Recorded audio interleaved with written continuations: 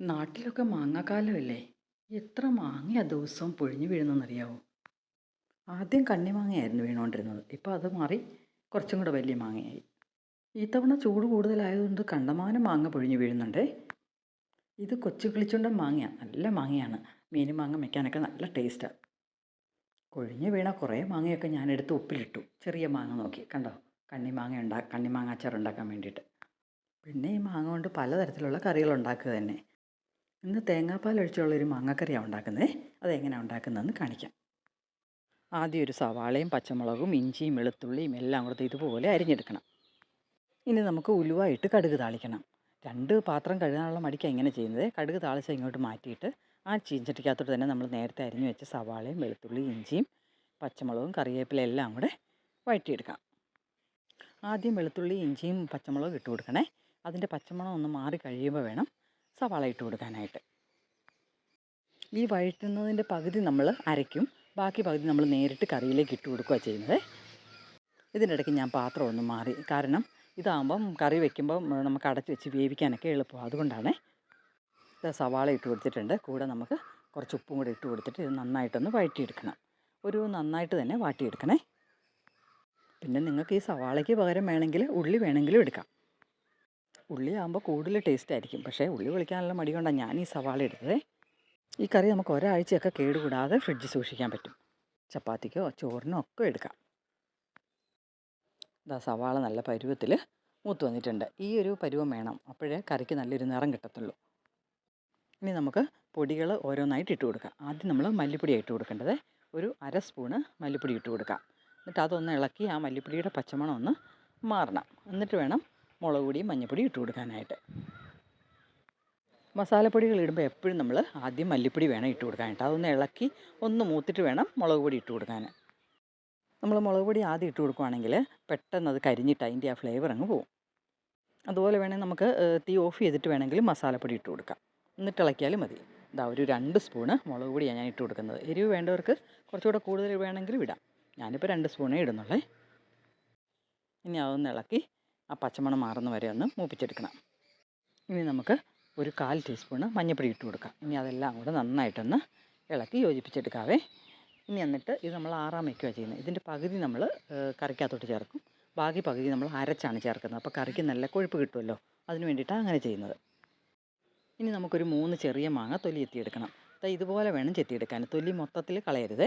എന്നിട്ട് നൈസായിട്ട് വേണം അരിഞ്ഞെടുക്കാൻ. കാരണം അപ്പോൾ ഇത് വേവിക്കുമ്പോൾ ആ ഗ്രേവിയുടെ കൂടെ നന്നായിട്ട് ചേർന്ന് കിടക്കും. ഇനി കറിക്ക് ആവശ്യമുള്ള തേങ്ങാപ്പാൽ പിഴിഞ്ഞെടുക്കുവാണേ. ഒരു 1/2 കപ്പ് തേങ്ങ ഞാൻ എടുത്തത്. ആദ്യത്തെ 1/4 പാൽ ഇതായി എടുത്ത് വെച്ചിട്ടുണ്ട്. ഇത് ഏറ്റവും അവസാനമാണ് നമ്മൾ ചേർക്കുന്നത്. ഇനി ബാക്കി ഒന്നും കൂടെ ആ തേങ്ങ പീര ഒന്നും കൂടെ കുറച്ച് വെള്ളം കൂടെ ഒഴിച്ചരച്ച് അതിൻ്റെ 2/2 പാലും കൂടെ എടുക്കാം. 2/2 പാലും കൂടെ എടുത്താൽ മതി. ഇതാണ് കറിക്കകത്തൊഴിച്ച് വേവിക്കുന്നത്. മാങ്ങയുടെ കൂടെ ഞാൻ 2 കഷ്ണം മുരിങ്ങയ്ക്കായും കൂടെ ചേർക്കുന്നുണ്ട്. മുരിങ്ങയ്ക്കായും കൂടെ ഇട്ട് കഴിഞ്ഞാൽ കറിക്ക് ഭയങ്കര ടേസ്റ്റായിരിക്കും. നമ്മുടെ മസാലയൊക്കെ ആറിയിട്ടുണ്ട്. ഞാൻ അതിൽ നിന്ന് പകുതി മിക്സിയിലോട്ട് ഇടുവാണ് അരച്ചെടുക്കാൻ വേണ്ടിയിട്ട്. പിന്നെ ബാക്കി മസാലയിലേക്ക് നമുക്ക് അരിഞ്ഞു വെച്ചിരിക്കുന്ന മുരിങ്ങയ്ക്കായും മാങ്ങയും ഇട്ട് കൊടുക്കണം. പിന്നെ നമ്മൾ തേങ്ങയുടെ 2/2 പാൽ പിഴിഞ്ഞ് വെച്ചില്ലേ, അത് ആദ്യം ഒഴിച്ചു കൊടുക്കാം. ഇതൊഴിച്ചാണ് നമ്മൾ വേവിക്കുന്നത്. പിന്നെ നമ്മൾ നേരത്തെ ഉലുവ താളിച്ചല്ലോ കടുകിട്ടിട്ട്, ആ ഉലുവ താളിച്ചതും കൂടെ അതിനകത്തോട്ട് ഇട്ട് കൊടുക്കണം. ഇനി വെള്ളം ഇത് പോരാ, കുറച്ചും കൂടെ വെള്ളം വേണം. കുറച്ച് വെള്ളവും കൂടെ ഒഴിച്ചു കൊടുക്കാം. പാകത്തിന് ഉപ്പും ചേർത്തിട്ട് ഇതെല്ലാം കൂടെ ചെറിയ തീയിൽ നമുക്ക് വേവിക്കാൻ വയ്ക്കാം. മാങ്ങയൊക്കെ വെന്ത് കുഴഞ്ഞ് വരുമ്പോഴത്തേക്കിനും നമുക്ക് അരയ്ക്കാനെടുത്ത് വെച്ചിട്ടുണ്ടല്ലോ അരപ്പ്, അത് അരച്ചെടുക്കണം. കറികളുണ്ടാക്കുമ്പോൾ എപ്പോഴും ശ്രദ്ധിക്കേണ്ട കാര്യം, പാകത്തിന് മാത്രമേ വെള്ളം ഒഴിച്ചു കൊടുക്കാവുള്ളൂ. അതുപോലെ തിളച്ച് കഴിയുമ്പം തീ കുറച്ച് വെച്ച് ചെറിയ തീ വേവിക്കണം. അപ്പോഴേ കറിക്ക് രുചി ഉണ്ടാകത്തുള്ളൂ. കണ്ടമാനം ഇട്ട് വെള്ളം കൂടുതൽ ഒഴിച്ചൊക്കെ തിളപ്പിച്ച് കഴിഞ്ഞാൽ ആ കറിയുടെ ടേസ്റ്റേ പോവും. അപ്പോൾ ഇത് തിളച്ചിട്ടുണ്ട്. നമുക്ക് അടച്ച് വെച്ച് ചെറിയ തീയിൽ വേവിക്കാം. എന്നിട്ട് അരപ്പ് എടുത്ത് വെച്ചിട്ടുണ്ടല്ലോ, അത് അരച്ചെടുക്കാം. നന്നായിട്ട് അരച്ചെടുക്കണേ. ഈ അരപ്പാണ് നമുക്ക് കറിയിൽ കൊഴുപ്പുണ്ടാക്കുന്നത്. കണ്ടോ, ഇതുപോലെ അരച്ചെടുക്കണം. നന്നായിട്ട് അരച്ചെടുത്തിട്ടുണ്ട്. ഇപ്പം മാങ്ങ വേവാൻ വെച്ചതൊക്കെ നന്നായിട്ട് വെന്തിട്ടുണ്ടാകും. നമുക്ക് ഈ അരപ്പ് കറിയിലോട്ട് ഒഴിച്ചു കൊടുക്കാം. അതായത് കണ്ടോ, നല്ല പരുവത്തിൽ വെന്തിട്ടുണ്ട്. അരപ്പും കൂടെ ഒഴിച്ചിട്ട് നന്നായിട്ട് ഇളക്കി ശരിക്കൊന്ന് തിളച്ച് ഒന്ന് കുറുകി വരണം. എന്നിട്ട് വേണം നമുക്ക് 1/4 പാൽ ഒഴിച്ചു കൊടുക്കാനായിട്ട്. ഇനി ഈ കറിക്ക് ടേസ്റ്റ് കൂട്ടുന്നൊരു സാധനമാണ് ശർക്കര.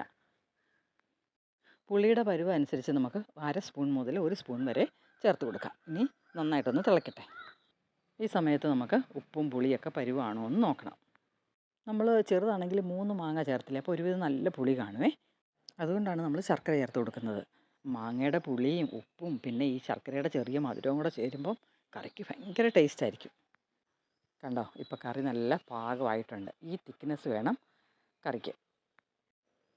ഇനി നമുക്ക് തീ ഓഫ് ചെയ്തിട്ട് വേണം നമ്മൾ ആദ്യം എടുത്ത് വെച്ചിരിക്കുന്ന 1-ാം പാൽ ഒഴിച്ചു കൊടുക്കാനായിട്ട്. ഇനി എല്ലാം കൂടെ ഒന്ന് ഇളക്കി യോജിപ്പിച്ച് കഴിഞ്ഞാൽ നമ്മുടെ കറി റെഡി.